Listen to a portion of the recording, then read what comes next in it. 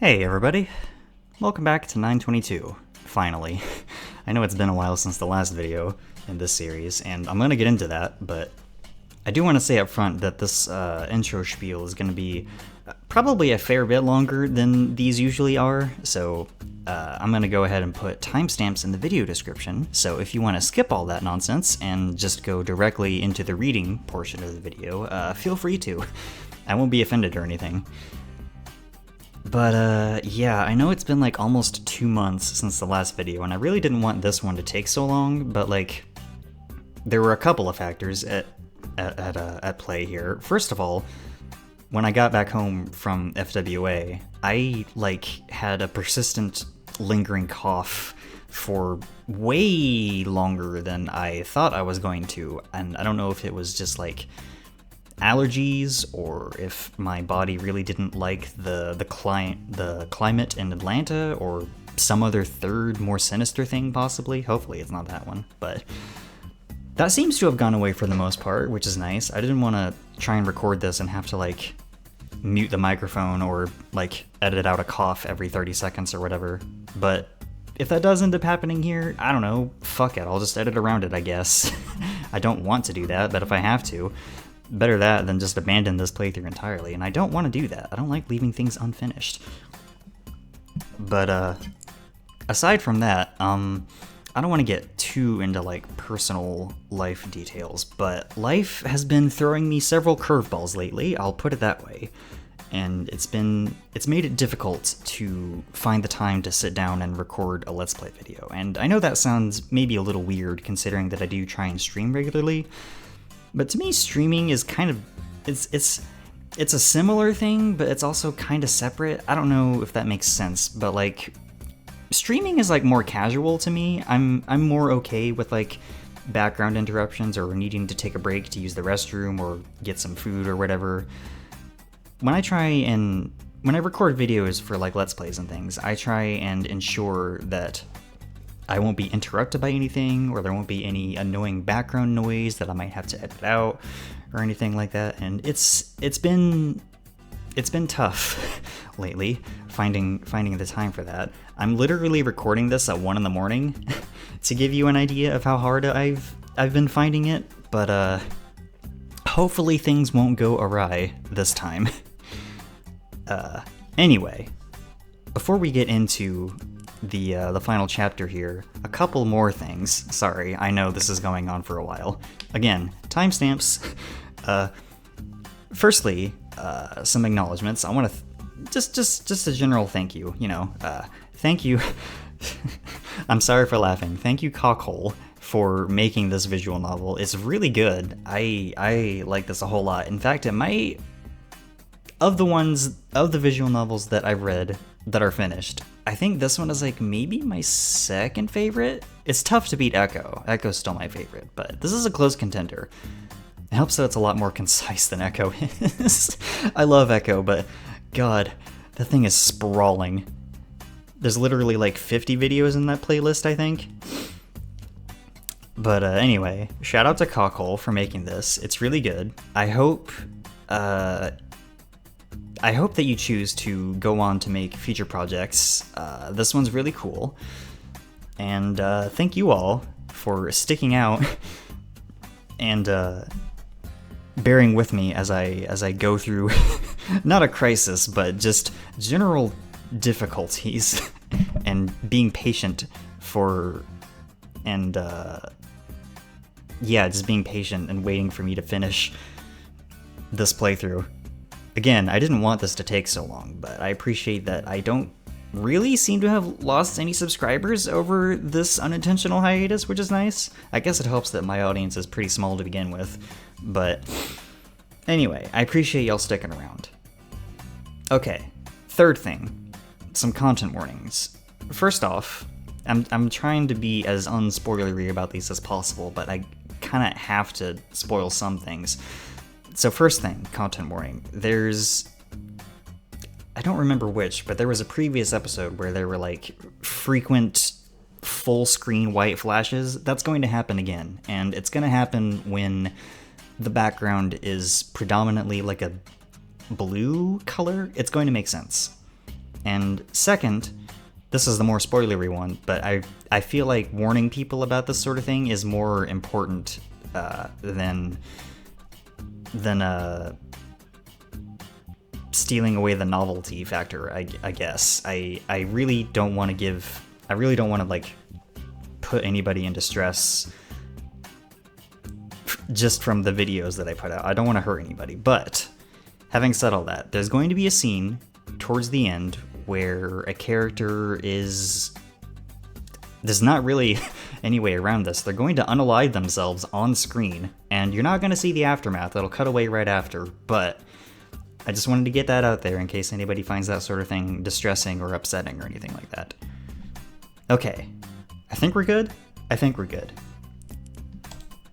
Let's go ahead and get started and finish this goddamn thing already.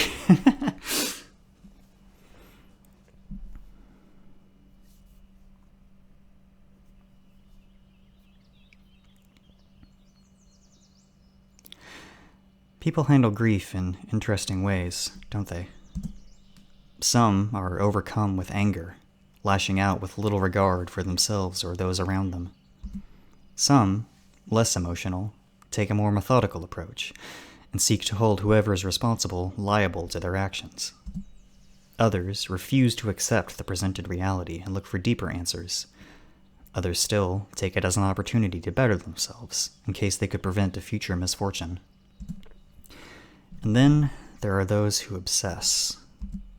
Those who spend years and years condemning the victim in blind belief that they could have prevented their own death, telling themselves that their lives would have been so much better had the victim not died.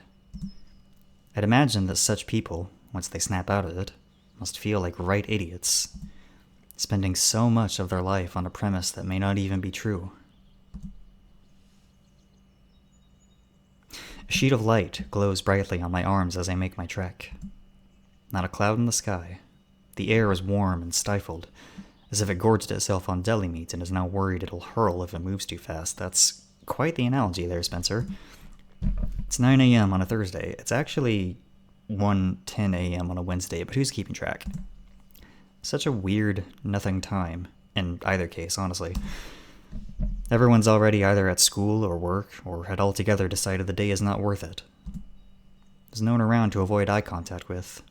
The only sound is the shuffle of the occasional car in some nearby street.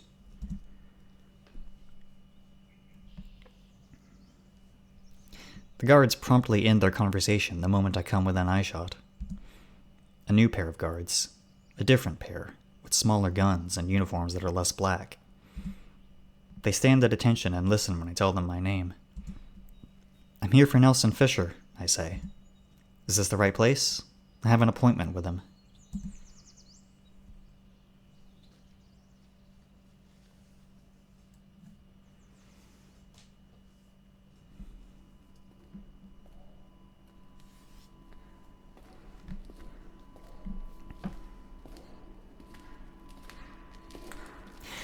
Well, what do you know? My unruly grandson decided to show up after all. You aren't that thick in the head, I don't believe. Neither do I take you for the type who have given it all up. So I have to wonder.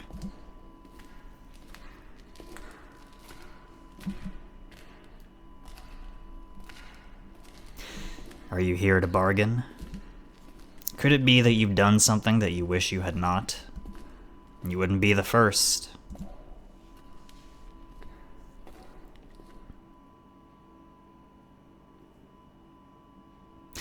Otherwise, I hope that whatever scheme you and your little friends cooked up holds water. 'Cause, you see, your mirror took no time at all to figure it out.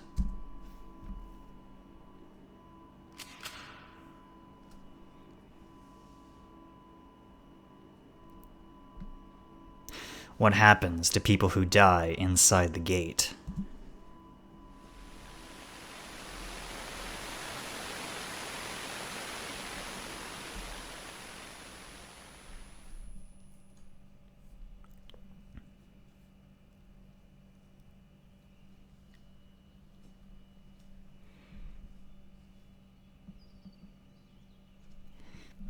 Haven't seen Andrew since She tongues at her teeth like she's trying to suck something out from between them. 2 weeks ago. Wednesday? He's been tutoring freshmen this year. Maybe someone at the math faculty knows. Neither Kurt nor Andrew answer their phones. Can't blame them.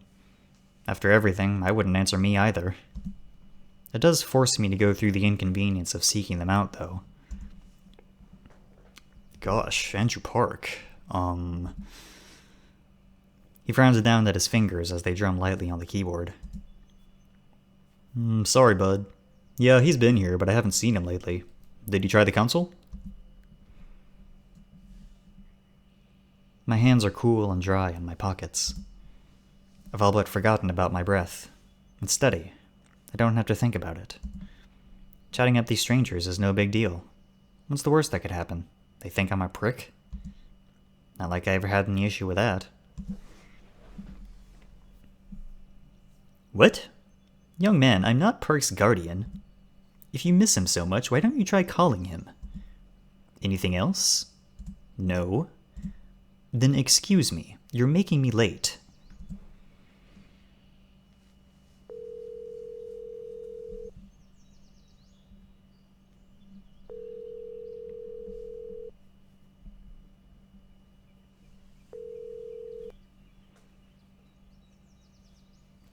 Forget it. The 8th time is just as pointless as the 7th. Let me try that again. I no longer have the patience to wait for it to get to the answering machine. Desperate times call for desperate measures, I suppose. I pull a folded up flyer out of my pants pocket. Had to dig to the bottom of my drawer to find it. It's the pamphlet Andrew gave me all the way back on the day we first met. Andrew has 2 numbers written next to his name. One of them is the one I have saved on my phone, but the other one is some unknown thing. Doesn't look like a landline, but hope his mom doesn't answer. Actually, who cares?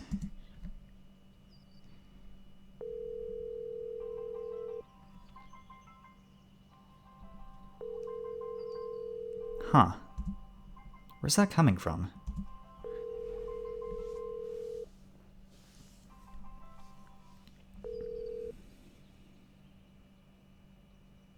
Let's try that again.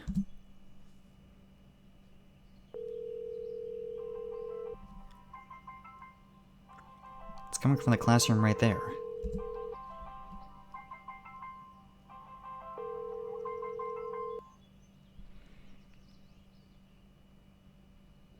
Andrew? I listen in closely for half a minute. None. Yo.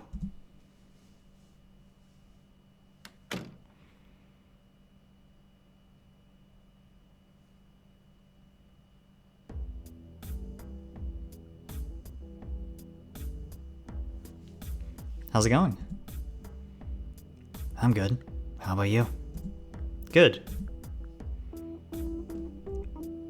Cool. You, Andrew? Fantastic.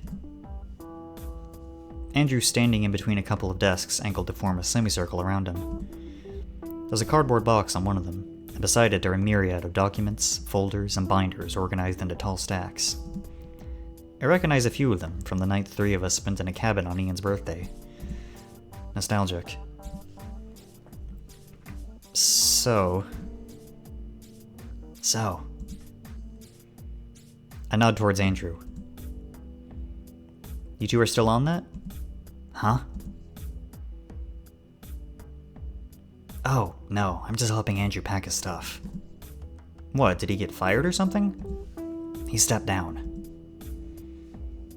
Andrew slaps the papers he's holding softly down on the table and straightens up. That's right.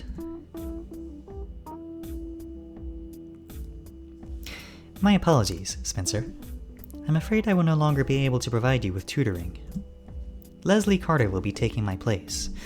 She has already been updated with your academic status, along with a written record of my impressions. She's a great tutor and a personal friend of mine. You're in good hands. Oh. Thanks? Why'd you quit? What do you think? Andrew's papers fanned Kurt dismissively. It's alright, I don't mind explaining such things. If, of course, you care to hear it. I'll hear it. What's up? Nothing has changed from your end, has it? Kurt takes a step back to blow a cloud of smoke towards the back of the room. I have been informed on the details of your latest exploits, you understand. And, as you put it, nothing had changed. Professor Reed, my supervisor, hadn't made any signs that anything is off. Suspiciously so, as though he's completely blind to anything that's been going on. Difficult to say if he truly is. Regardless, it appears he's perfectly content with letting me carry on with my job. And I could carry on with it, in theory. Is that what you propose that I do? I guess. So, what, you finally got sick of Reed? Is that it? Yes. He takes a deep breath, then blows it out through his cheeks. You would not believe how very much so. Wouldn't doubt it. So, what will you do now? What will I do? Regarding what? Are you leaving the council too? I am. Doesn't that interfere with your, honor student thing? It does. So what? Spencer, what are you actually asking about? Huh? I'm just making conversation. You are just making conversation. I read that weird, whatever. The corners of his mouth tighten.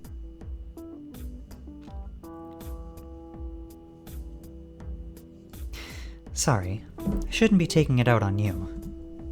As I'm sure you can tell, I'm a touch frustrated over the entire thing. Reed is merely the tip of the iceberg for my choice. I'm planning to move. You're leaving? Leaving? Fleeing, I'm sure you want to say. Suppose that I understand where you're coming from.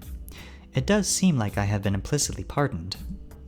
Technically speaking, I've got very little involvement in Mr. Fisher's affairs compared to you two.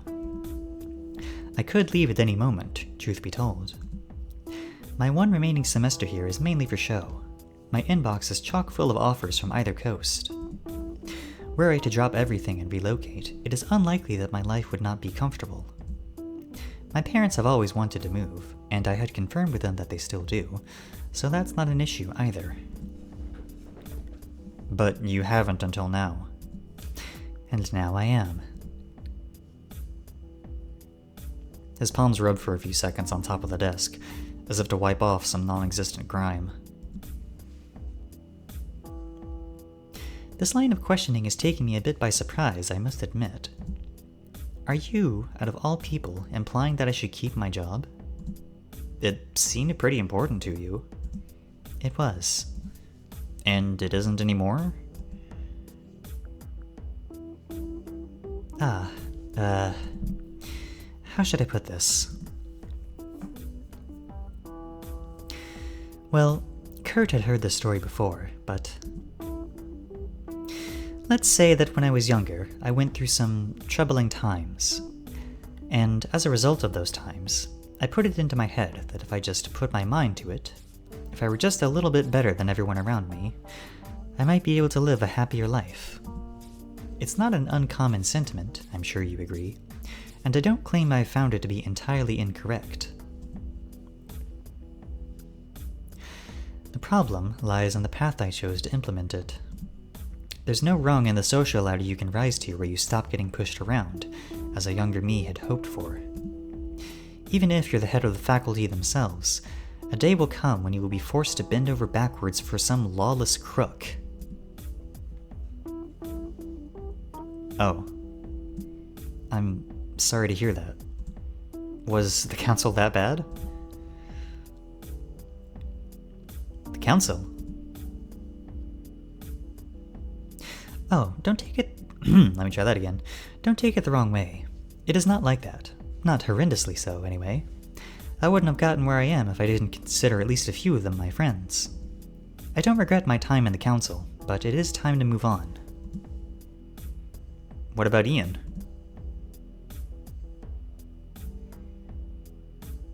What about him? I'm getting worried, Spencer, but I'll answer the question. Regrettably, I had to embellish the story I gave them, but I spoke with Ian and his parents. I believe that presently they're considering their options. It seemed like Ian was notably unsurprised by my plea.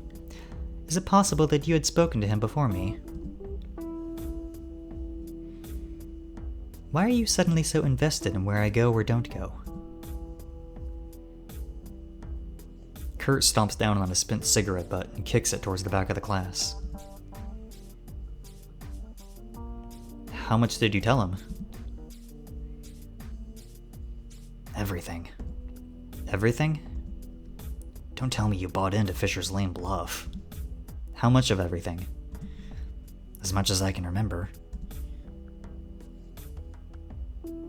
Did something possibly occur in the other world? Andrew stops to reflect on the word.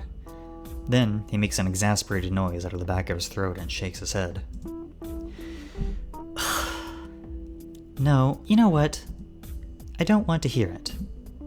You should be saluting me for not jumping on the nearest Greyhound and screaming all the way out of town. There is a hell device underneath the floorboards that has the power to manipulate reality itself by some inscrutable quantum logic. And our adversary, a literal murderer, is the one person who has managed to work it out. That is what this is about, is it not? What you're trying to lead me to talk about in that insufferable, vague way of yours. His teeth gnash shut as he looks down into his box for more words. Call me a coward if that is what you want. It would be telling a lie if I claimed that I'm content with this decision. But what's left to do anymore? We've poured through all the documents and put all the puzzle pieces together to form a complete picture. And to what end? Mr. Fisher has eyes and ears planted anywhere there's power, and he barely makes an effort to cover up that fact. I had planned to submit everything to the police, but if he can just undo it at will...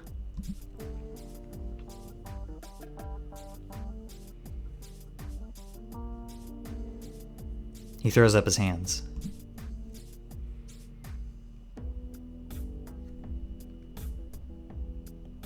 So, what? You're planning on staying? You aren't? Are you fucking insane? I'm not sure. Spencer, I hardly believe you're here to ask us to stay. What is it that you want? You must have called me dozens of times. I take a deep breath. Aside from the multitudes of residual aches, there's no tightness in my muscles. My heart is soft, my nape is dry. There is no doubt remaining that this is what I must do. I've reason to believe Fisher's more dangerous than just a murderer. I need your connections, and I need your brains. Both of you. Can I please ask for your help? Pardon? You want what? The gate, the RLG, whatever. He'd learned how to manipulate it only a few years ago. On the other hand, everyone here has lived as if weird shit had been going on for decades. That's what the gate does. It's organic. It reverberates backwards and changes the past in a way that only sort of makes sense if you don't think about it. All to keep both of its ends in sync. That is what he told you to, isn't it? He downplayed it and deflected his involvement with it. Made it sound like it was an inevitability, as opposed to something he had intentionally done. I'm saying whole chunks of your life may have been false. False as in the gate made them, I mean. They're real now. Are you sure about this? Yes. Plenty of people had access to the basement at the Jefferson Building over the years. None of them had anything to do with it. How do you know? Or rather, me from the other world. That's not the only person he killed. Not by a long shot. I don't know what his agenda is, or how many people he got that way, but there's a reason why we never heard of any of them. He wiped them all straight out of history.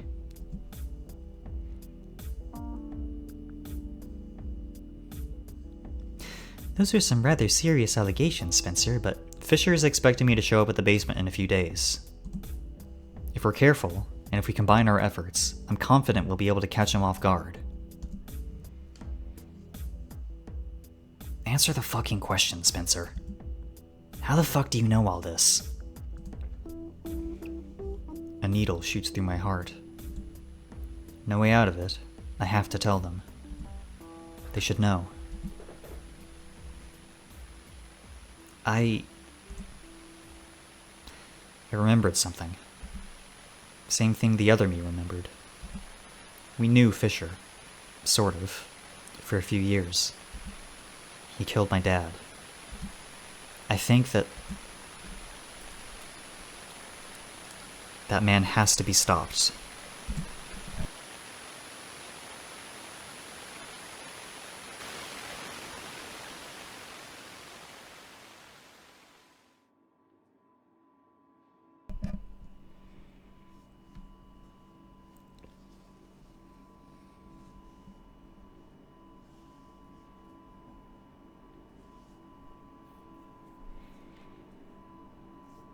The scheme that me and my little friends cooked up?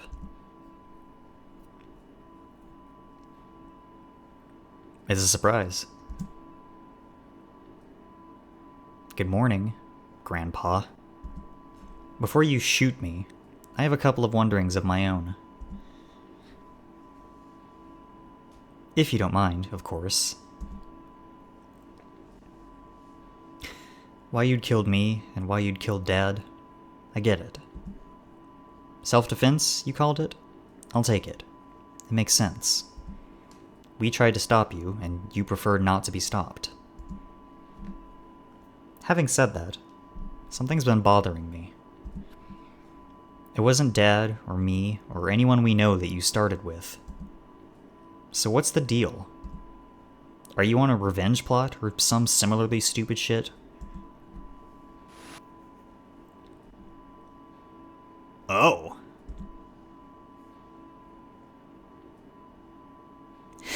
Well, what an entrance. For a moment there, I forgot which end of the gun was aimed at who. Are you sure you're in any position to chit-chat so freely? You won't shoot me. Says who? Got a hunch. A hunch, huh? I've heard that one before. He huffs out a small laugh under his breath. Fate must be whispering in your ears. What oppressive confidence. Just like last time we met here. How long have you been like this, I wonder? Maybe I should take you out of your misery. After all, the gate is under no obligation to bring you back. You read me like an open book. I won't shoot you. Not yet. Not before I tell you about me, and about the gate. If there's a shred of a chance there's still some of you in there, Spencer, it's important that you hear it.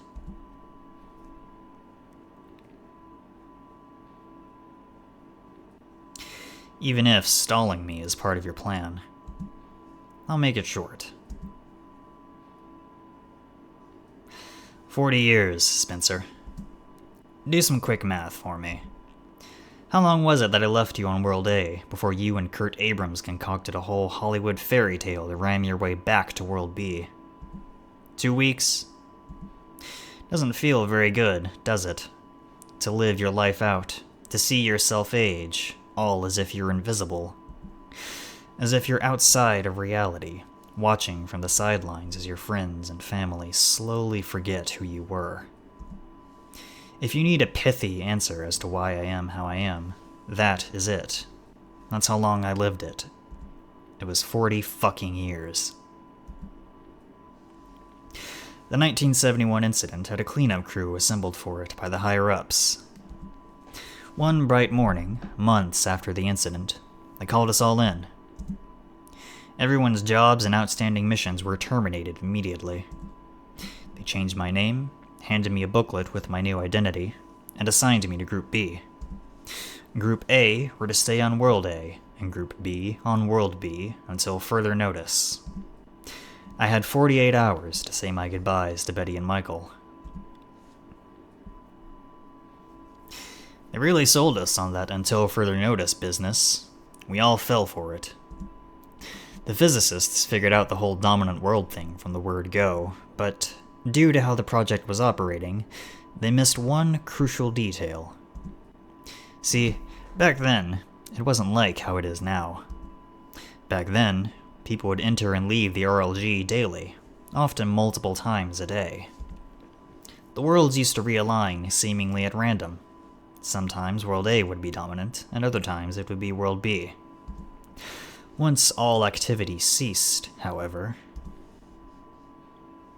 He raises his eyebrows at me. The worlds got stuck? Exactly. World A became permanently dominant, which means that for the next 40 years, myself and everyone else in Group B were stranded in pseudo-reality. You died. If I had a flair for the dramatic, I would call that an understatement. Betty was compensated for my disappearance, but they kept her in the dark. I wasn't there to watch my son grow. I wasn't there to be a husband for my wife. When Michael graduated college, got married, had you, I heard of it, but I wasn't there. Months turned to years, and years turned to decades. I spent my 30s, 40s, 50s, and most of my 60s in the same routine. I'd wake up, watch sports, my shows, and the news, and then go back to bed. Not much else you can do when anything you do disappears. A pathetic existence for a man made pathetic. And then, years after he'd lost hope, this old man noticed something. The pharmacist I'd been buying Bengay daily for years from recognized me. He thought I had dementia. Told me I already got my damn knee medicine yesterday. I went back to my apartment and there it was, on top of my desk. You will never experience as much joy as I had for this one tube of topical cream. So you called Dad? Don't be stupid. Of course not. What, do you think I'm the only one out of Group B who was unhappy with the administration? Many things happened over the years. I've had to figure it all out by myself. This pathetic man, with his pathetic existence, did have one thing going for him. Everything I'd ever done was pardoned and forgiven the next day. 40 years is a long, long time to learn, to experiment. I kept refining my methods and expanding my knowledge, day after day and year after year. It's all in my head. Nothing I wrote on paper would stick. When it finally happened, when I finally got my agency back, I set my plan in motion. Only then did I call your dad. How'd it go for you? If you remember your father, then you remember how it went for me, smartass. He and I got along about as well as you and I do. Couldn't get on the same wavelength, so to speak. God is my witness, we tried to make it work. I bet you'd heard how hard we tried to make it work. Michael wasn't exactly a quiet man. My jaw tightens. So, what? When Dad cut you off, he just decided to take it out on the town? On the administration. And no, not at first. Not at first? Don't get the wrong impression. Those people I killed were corrupt and evil. There's no lens through which you'd look that would paint their death as anything but a net positive for society. You'll have to take my word for it. They deserve to die. Much like how I deserve to die. Wouldn't you agree? Despite how great it felt, I wasn't in it for some petty revenge. Then what was it? Your parents wanted nothing to do with me. Without a family and without any friends, there wasn't much left for me. I only have so many years remaining. The gate. The Rockland looking glass. It's a miracle device. The only thing it can't do is bring someone back from the dead. And I found out its secret. How it determines which world to erase. Just by merit of having exclusive access to it for a few months. Suddenly, I had the means to change my past. A new idea came to mind. If I played my cards right, if I arranged for events to force the gate to alter history,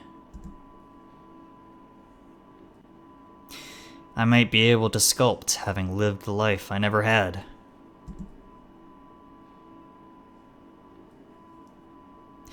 Needless to say, I have failed. Ran out of people to kill. If you came here to stop me, then you came here for nothing. I'm not killing anyone anymore.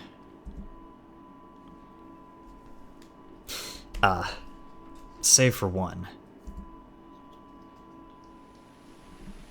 There's only one item remaining on my agenda, Spencer. Are you ready?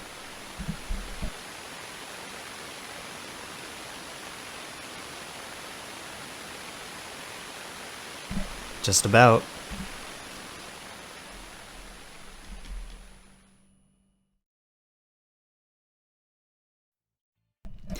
A dense heat wave blasts my face, as if I'd walked into an oven. Some idiot must be overcompensating for the temperature outside. Superheated by the AC, the smell of industrial cleaner almost overwhelms the scent of fake pine from the Christmas decorations for sale already by the entrance. Save for the buzzing of the overhead fluorescent fixtures, it's dead silent. Far too cold for crickets, and far too cold for anyone, no matter how hungry they are, to show up at a 7-Eleven at this time of night.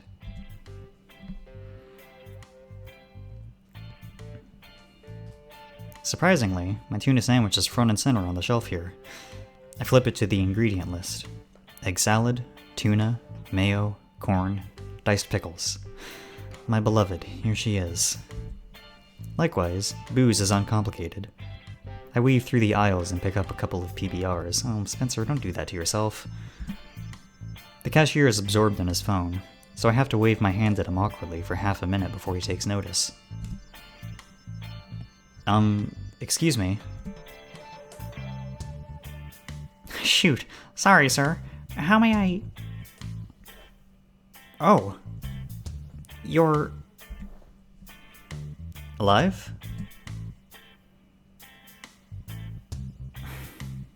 What do you want? Harsh. I want... Hi. I wanted you to know I'm not dead yet. I told you, didn't I? I'm not that other Spencer that died on that day. Oh. Thanks, I guess. So what are you gonna do? Did Andrew get you up to speed on what's going on? He rotates my sandwich in both hands until the barcode scanner duly beeps. We had a chat about it, yeah. Let me tell you, my folks are not keen on packing their bags and leaving everything behind. We've been here for generations, you know? The plastic bag crinkles loudly as Ian pushes it around to make room for my beer. So, when is your flight?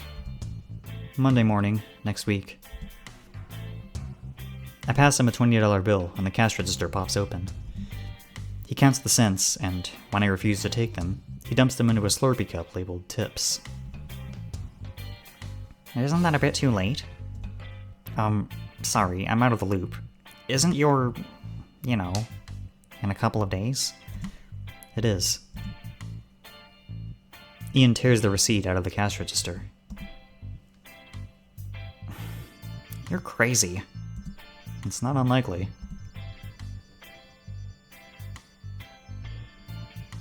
He drops the receipt into my bag. My throat starts seizing up, so I take in a deep breath to counteract it. Have a nice day? Actually... What? Hold on. I want to tell you something. And after we acknowledge it, I want us both to forget it. So we can move on with our lives. Got any time for that?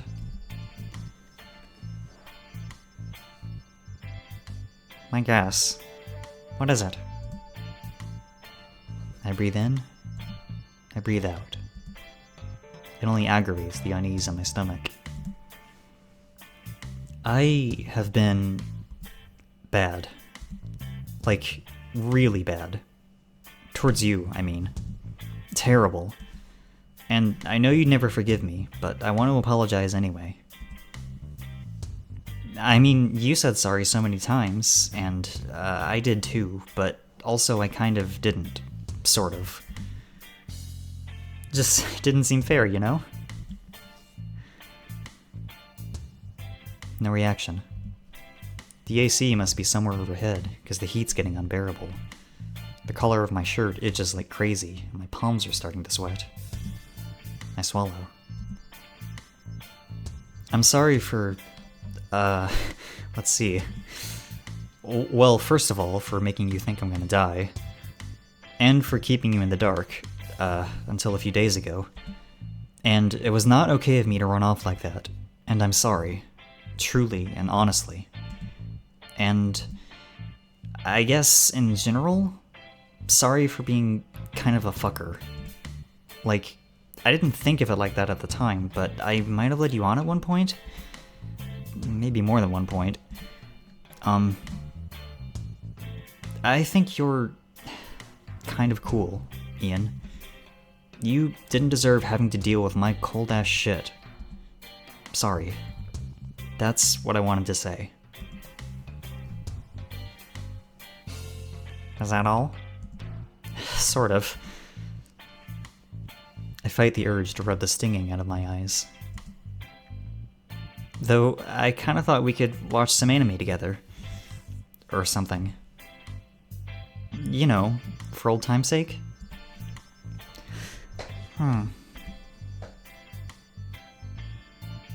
I don't know. Let me check with my manager first. Not this again.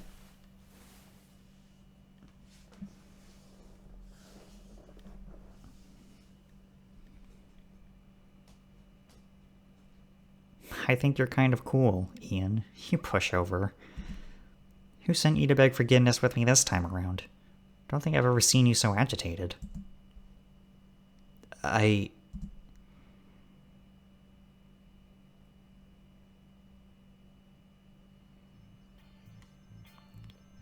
No one did.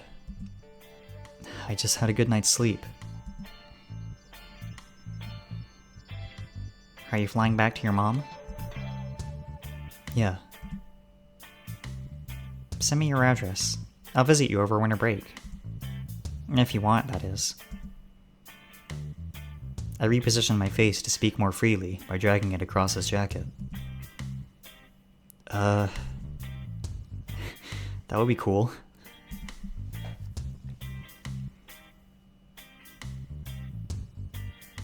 Spencer? Yeah? What are you planning to do? I'm going to confront Fisher.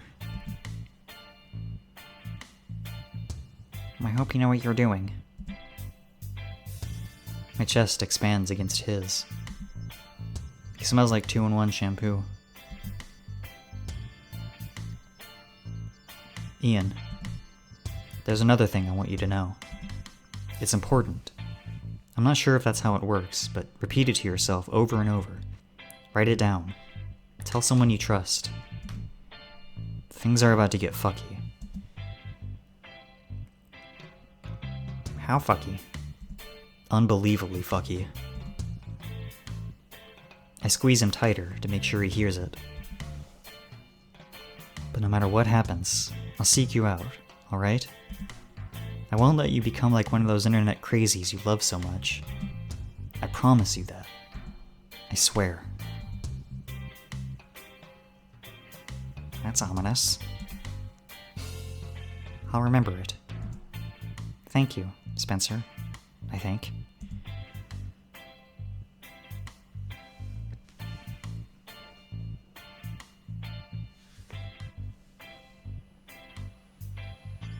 Hey, I've been thinking.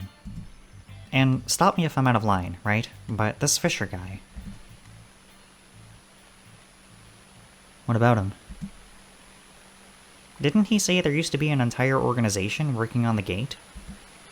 Couldn't you just, I don't know, ask them for help?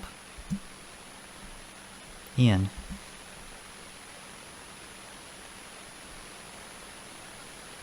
Andrew and Kurt are helping me out with this, you know? How stupid do you think we are?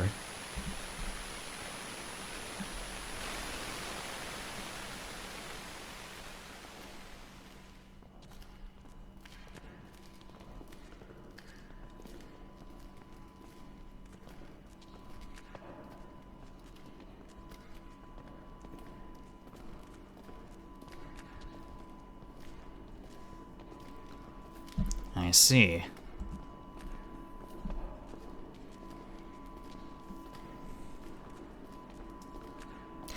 That's unfortunate. Out of everything you could have come up with, it had to be that. What did I tell you, Spencer? Are your friends resourceful or what?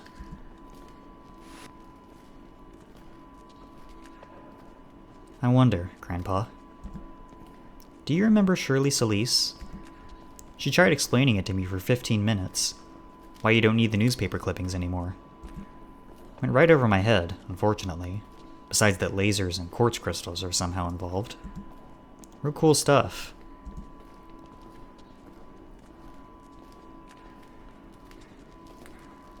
Seems like you pissed a lot of people off over the years. Once we got in contact with Barry O'Neill, it's like he had everyone on speed dial. Before you know it, like 20 of us were all at Ellen Gould's house. Do these names sound familiar? They all know you.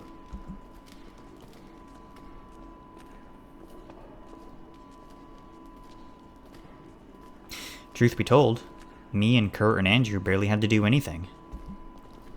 These people, they had a plan at the ready. All they needed was a little push. A trigger. Some certainty that their target would be down here at a certain time.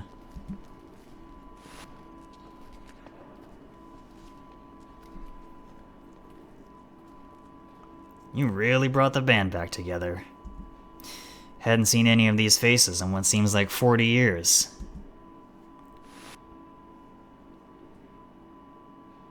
How many bullets do you have in that gun of yours, Grandpa?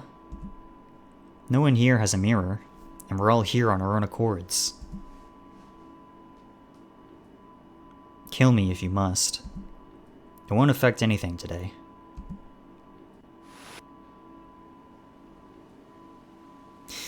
Aren't you clever? I'm afraid I'm out of speeches. You got me good, I'll hand you that. My hat's off to you. My hat's off to all of you. Or perhaps to the universe itself. Put the gun down, Fisher. Shame. A real shame.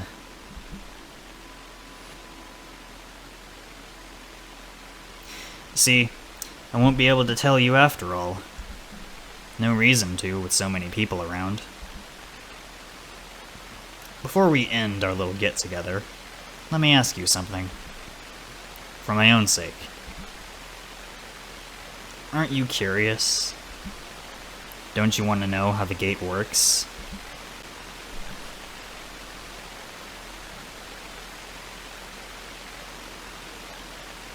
I couldn't care less.